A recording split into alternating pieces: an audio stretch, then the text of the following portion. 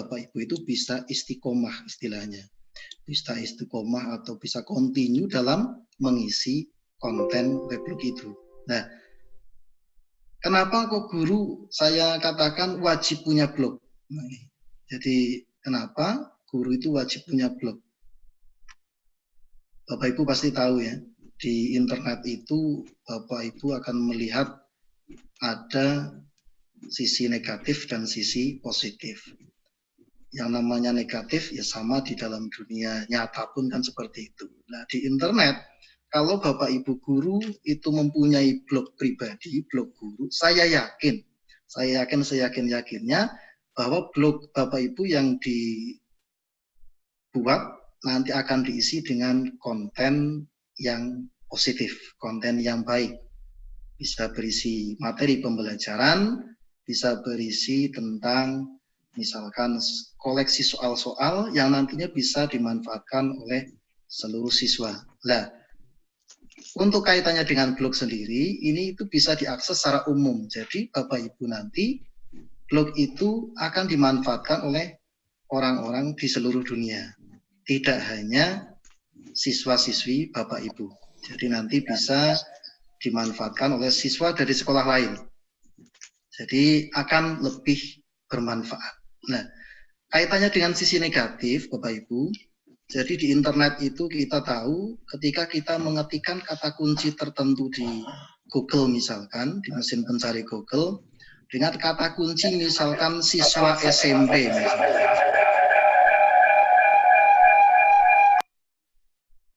misalkan mengetikkan kata kunci siswa SMP. Nah, yang muncul apa itu di situ? Ternyata itu tidak hanya siswa SMP yang kontennya positif, tapi banyak juga di situ yang muncul konten-konten negatif.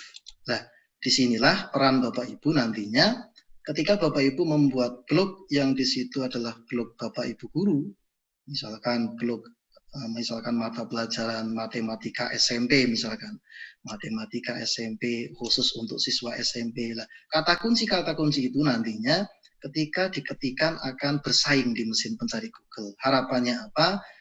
Mesin pencari Google, internet akan dipenuhi dengan konten-konten positif Bapak Ibu guru. Inilah targetnya. Targetnya adalah internet nanti akan berisi dengan konten-konten positif dari Bapak Ibu guru. Jadi seluruh siswa di dunia, katakanlah seperti itu, akan lebih banyak mendapatkan manfaat dari internet. Bisa mengambil banyak, ya bisa memilih dari blog mana, dan seterusnya. Begitu Bapak Ibu. Ini kaitannya kenapa kok guru saya ibaratkan wajib punya blog sendiri. Nah, untuk kaitannya dengan Sagusa Blog atau Satu Guru Satu Blog itu adalah salah satu kanal kegiatan Ikatan Guru Indonesia yang sampai tahun 2020 ini itu sudah melatih lebih dari 5.000 guru di seluruh Indonesia. Bahkan bulan kemarin itu dalam 2 minggu itu bisa melatih 1.000 guru.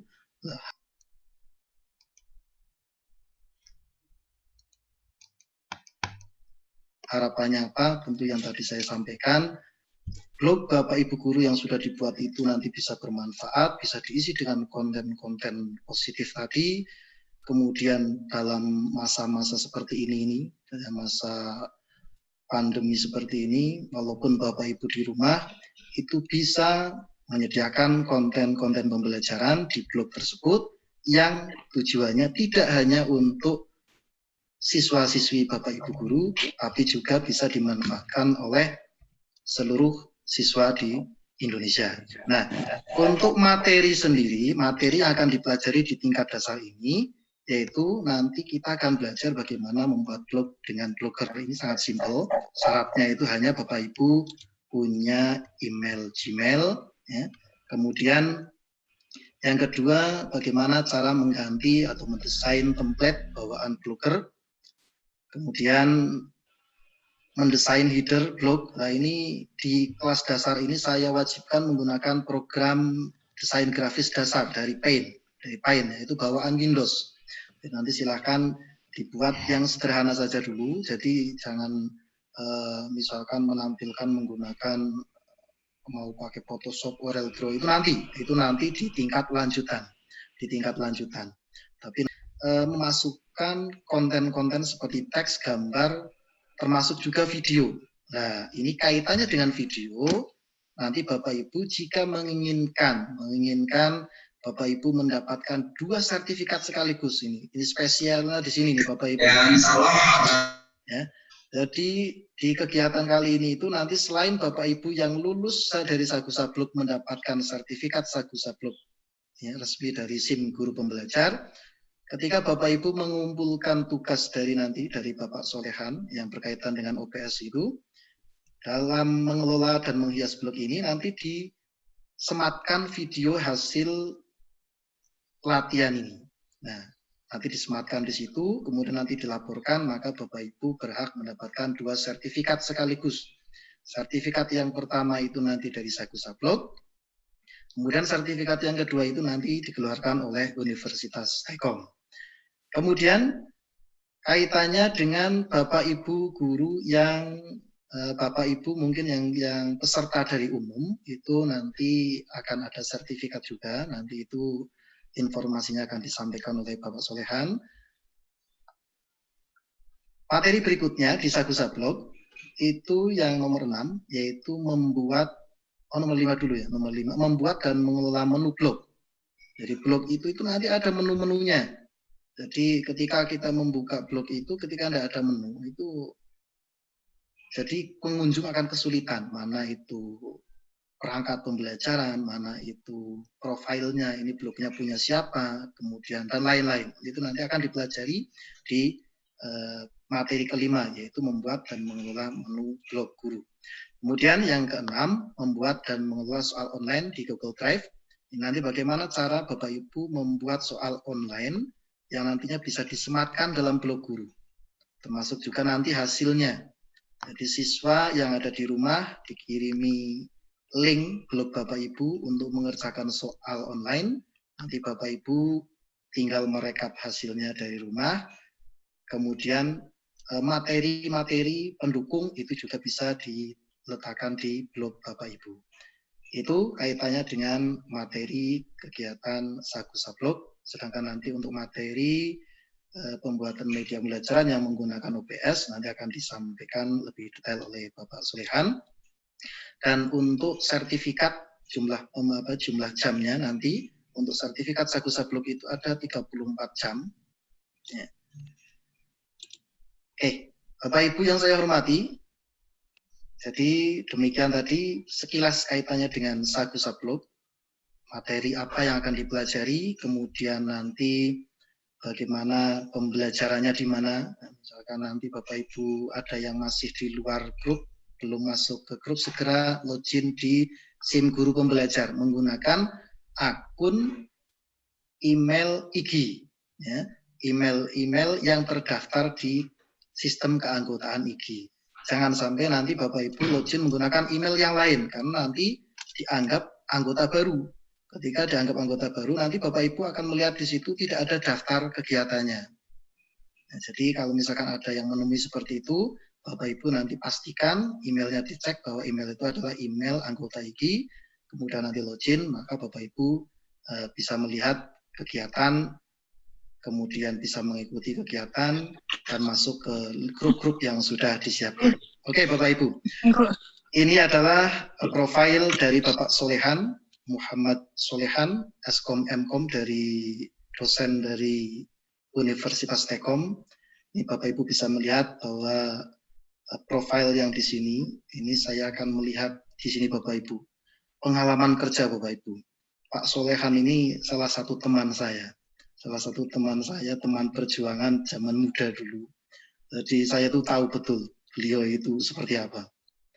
Jadi beliau itu dulu itu merintis karirnya itu dari tukang cat. Nah, Bapak Ibu ini pasti kaget nih, tukang cat, kemudian jadi guru pernah GTT dan akhirnya di tahun 2019 itu menjadi salah satu dosen desain grafis di Universitas Telkom. Perlu Bapak Ibu dan pemirsa ketahui bahwa Pak Solehan ini juga termasuk salah satu anggota IGI. Anggota IGI itu tidak hanya dari guru, tapi juga ada yang dari dosen, profesor, bupati pun ada. Kalau yang bupati, wali kota yang menjadi anggota IGI itu nanti namanya anggota khusus yang luar biasa. Jadi kalau yang anggota termasuk Pak Solehan ini, dia itu karena beliau itu juga dulunya adalah guru, dosen itu juga guru, ini bisa masuk dalam anggota IGI. Begitu Bapak Ibu, ini adalah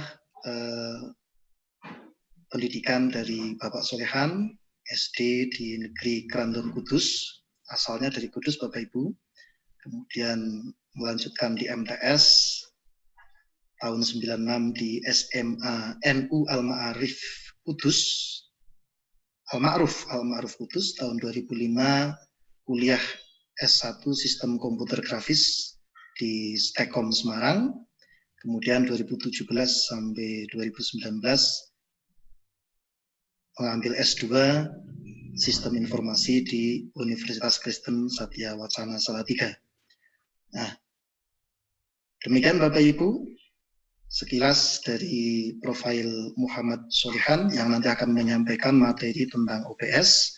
Waktu sepenuhnya setelah ini saya serahkan kepada Bapak Solehan untuk menyampaikan materi pembelajaran tentang bagaimana membuat media pembelajaran menggunakan OPS itu. Nah, nantinya setelah selesai, Bapak Ibu guru yang ikut kegiatan Sagu Sablok bisa langsung melanjutkan kegiatan workshop Sagu Sabloknya sambil nanti ketika sudah sampai pada materi keempat, itu Bapak Ibu bisa mulai mengerjakan tugas dari Bapak Solehan ini. Demikian Bapak Ibu yang bisa saya sampaikan. Untuk selanjutnya saya serahkan sepenuhnya kepada Bapak Solehan untuk melanjutkan penyampaian materi.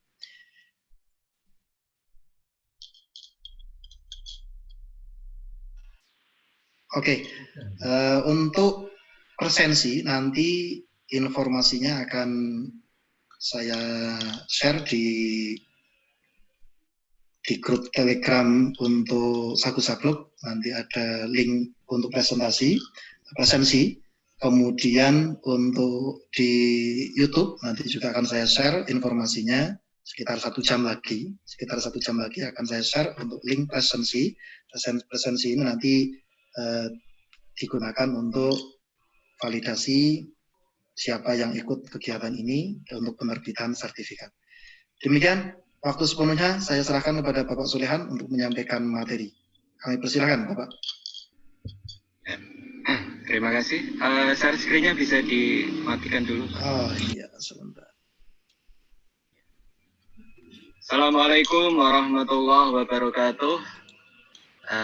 Alhamdulillah pada kesempatan siang hari ini, di siang yang cerah ini sudah bisa diterima dengan baik ya suara saya atau video saya, Pak Amin? Sebentar. Sudah jelas. Sudah jelas ya? Iya, sudah jelas. Ya. Iyalah. Baik, Assalamualaikum warahmatullahi wabarakatuh.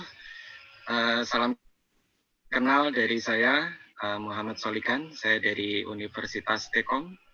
Ya, betul yang sudah dikatakan Bapak Amin ya, bahwa saya dan Pak Amin itu teman lama ya, sejak sekitar tahun 2003 kalau tidak salah. Dulu juga saya saksi perjuangan dari Pak Amin. Jadi hampir semua orang itu punya proses, tetapi kita tahunya sekarang itu apa yang terlihat sekarang, tetapi tidak tahu bahwa semuanya membutuhkan proses yang sangat ya begitulah, memang proses hidup seperti itu.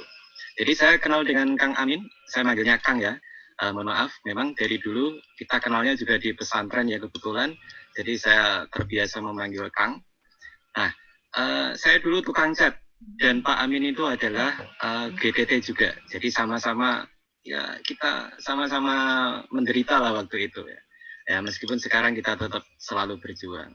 Ya alhamdulillah berkat doa dari Bapak Ibu guru ya, terutama Bapak Ibu guru saya semua.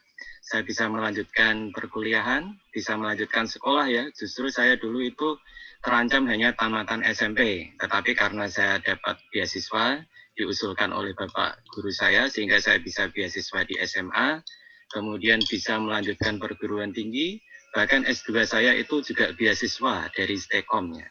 Jadi karena itu saya saat ini mengajar atau mengabdi di Universitas STEKOM, itu berkat beasiswa dari STEKOM.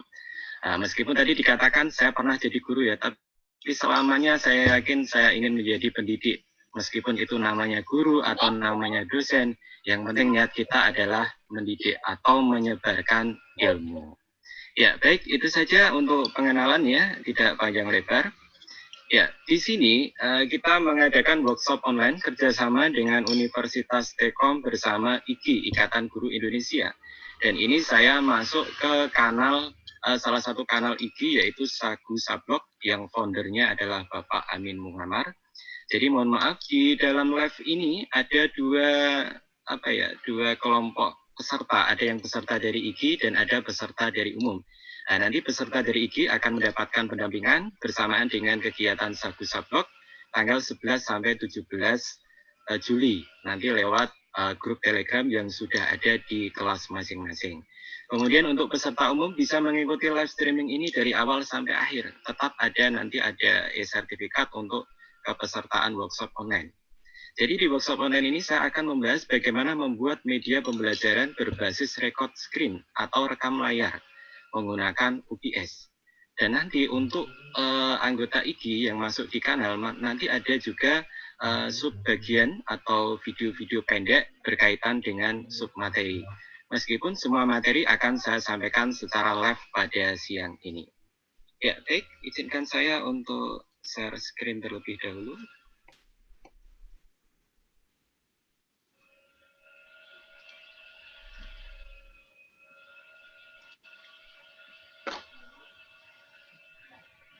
Ya, bisa diterima ya.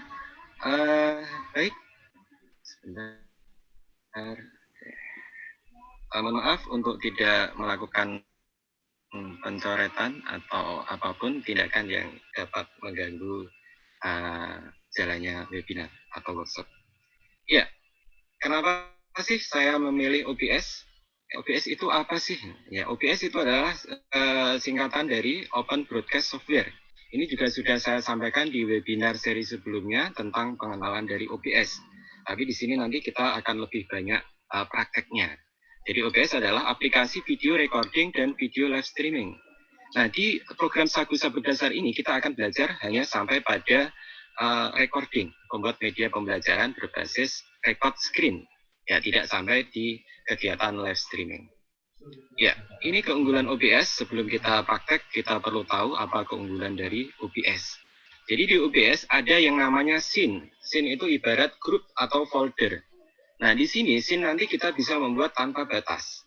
Nah, di materi ini saya akan menjelaskan 3 scene saja, yaitu scene untuk opening, kemudian materi utama, dan yang ketiga adalah ending. Dan semuanya dibuat hanya dalam satu software saja, OBS.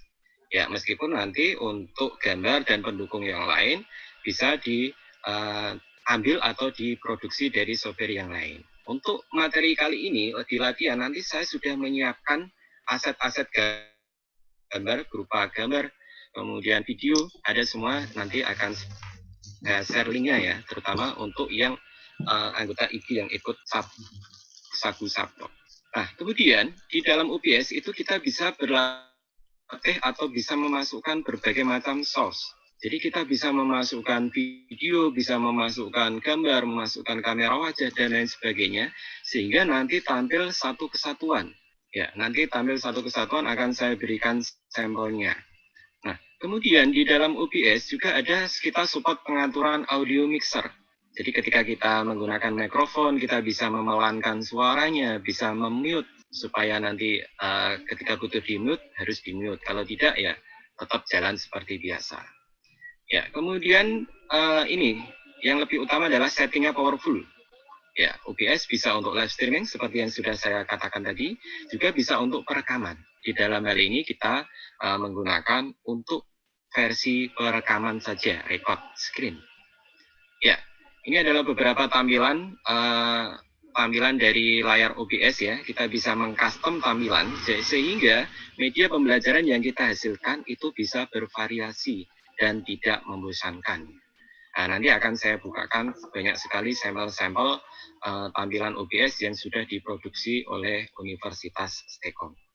Ya, oke, tidak pakai lama karena tujuan kita workshop adalah kita work ya, bekerja ya. Jadi kita akan langsung praktek.